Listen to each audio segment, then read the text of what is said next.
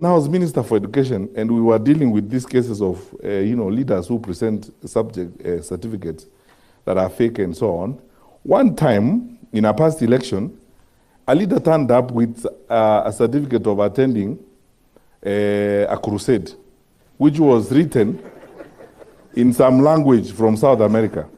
And because of the hurry, they allowed the fellow to go and run for an election. So later on, when someone with linguistic competencies from that area was found, they said, okay, look at this. This is supposed to be a master's degree. They said, no. This is actually, in the language, when you translate it, it is certificate of attending a crusade.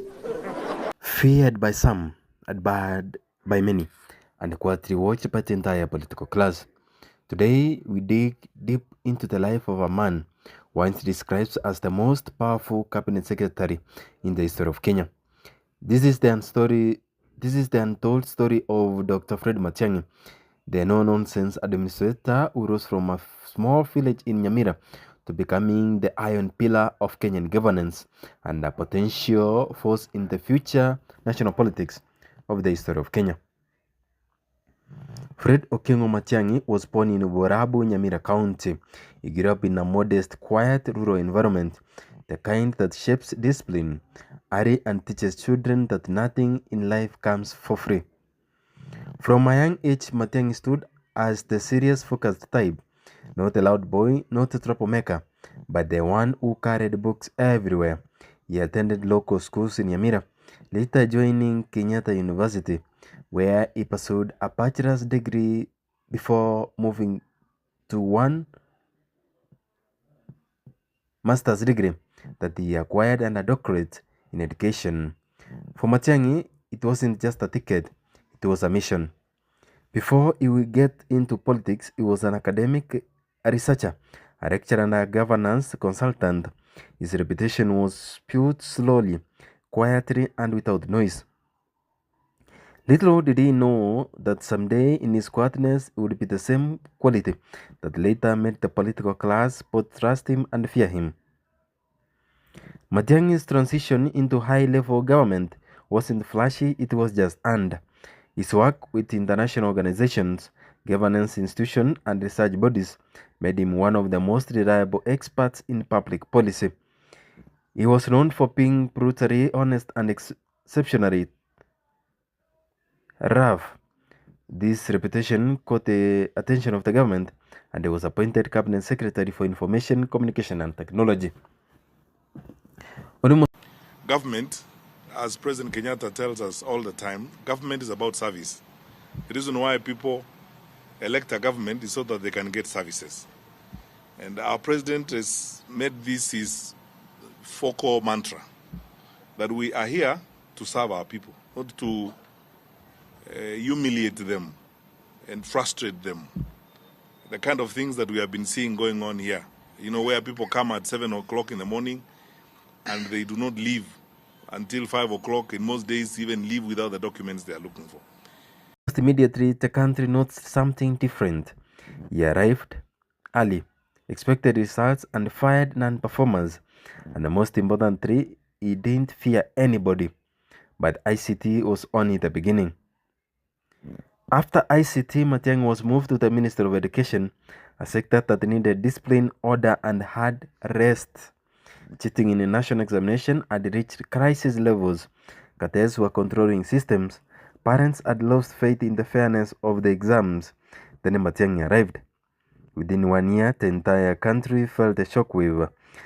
He had made drastic reduction in exam cheating, tight security for exam materials, cracked down on corrupt officials, and the schools were held accountable. There were also drastic reforms that shook the entire sector. For the first time in a long time, KCP and KCS results came out early and very clean. Many began fearing him, others respected him, and thousands of parents saw hope again. His name became synonymous with integrity and efficiency. When he was appointed Cabinet Secretary for Interior, Matiangi entered the most powerful and non-presidential office in the country. Police, security, immigration, national coordination, border control all landed on his desk. And once again, he brought his signature toughness, clamping down on insecurity hotspots, running the police operations, enforcing regulations without blinking, centralizing security coordination, conducting surprise visits, and demanding more accountability. At one point, he was given oversight authority over all cabinet secretaries, making him the de facto prime CS, a position of enormous influence. For a moment, it felt like Matiangi was unstoppable, but in Kenya, the higher you rise, the more enemies you make. After the 2022 elections, Matiangi political fortune shifted. He faced investigations, allegations, and public confrontations. He kept silent, he avoided drama. He stayed away from political rallies and refused to attack his former colleagues.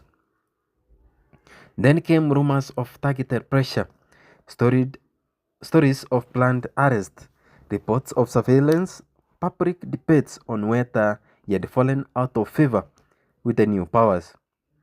But through all the noise, Matiangi remained composed, no press conferences, no emotional statements, only silence.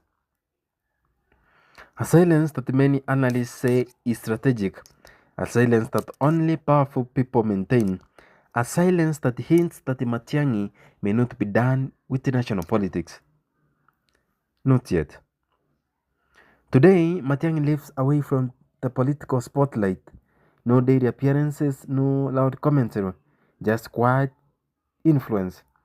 Analysts consider him one of the few technocrats who could emerge in national politics when the moment is right, either as kingmaker or as a candidate. People were never wrong, because Matiangi still remains one of the most respected, feared, and misunderstood figures in modern Kenyan politics. His journey from Nyamira to the corridors of power is a testament to discipline, intelligence, and the courage to lead without fear. Matiangi now stands as one of the aspirants that are going to make it in the oncoming 2027 elections. Once he speaks, the ground trembles. Once he speaks, people gain confidence. They believe that with Matiangi, Kenya is going to make a change in the oncoming 2027 elections.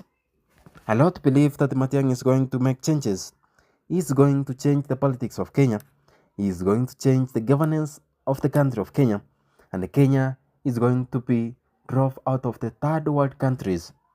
Kenya is going to be on the forefront with Matiangi as the president.